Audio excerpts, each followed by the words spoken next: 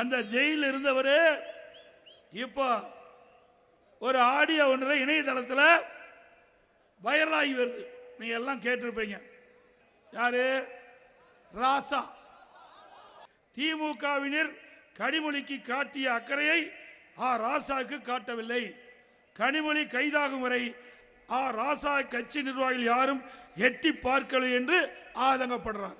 அந்த சொல்றார், சமூக நீதி பேசும் திமுகவில் சாதிய பாகுபாடு இருப்பதை அப்பட்டமாக ஒத்துக்கொள்கிறார். கலைஞர் டிவிக்கு பணம் சென்றதை ராசா ஒப்புக்கொள்கிறார்.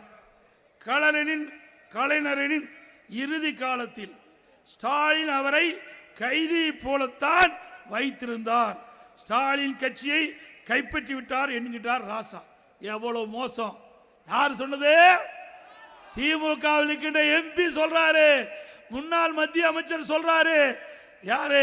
திரு ஸ்டாலின் அவருடைய அப்பா கலைஞரை இறுதி காலத்தில் கைதி போல வைத்திருந்தார் என்று திரு ராசா அவர் இணையதளத்தில் வந்த செய்தி. கலைஞரின் இறுதி காலத்தில் ஸ்டாலினுக்கும் கனிமொழிக்கும் பிரச்சனை ஏற்பட்டது. அதன் காரணமாகவே இப்போது கனிமொழிக்கு சட்டமன்றத்தில் போட்டியிட வாய்ப்பு கிடைக்கவில்லை என்று அந்த செய்தியில் சொல்றார்.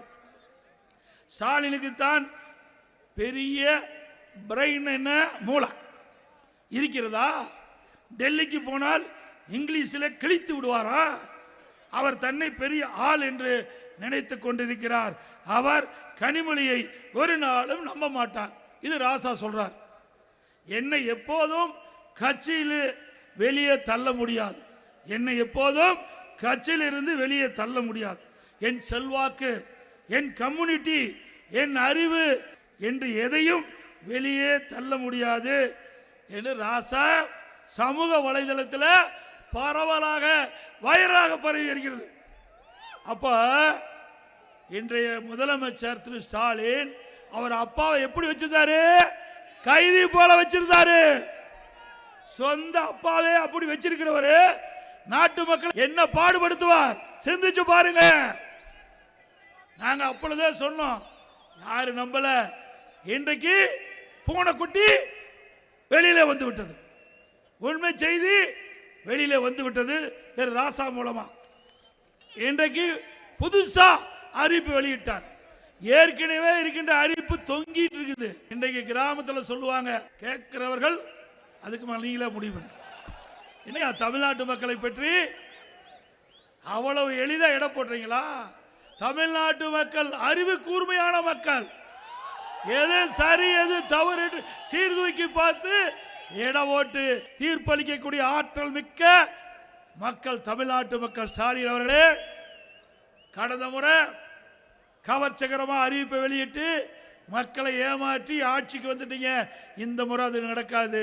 உங்களுடைய உண்மையான முகத்தை மக்கள் பார்த்து விட்டார்கள்.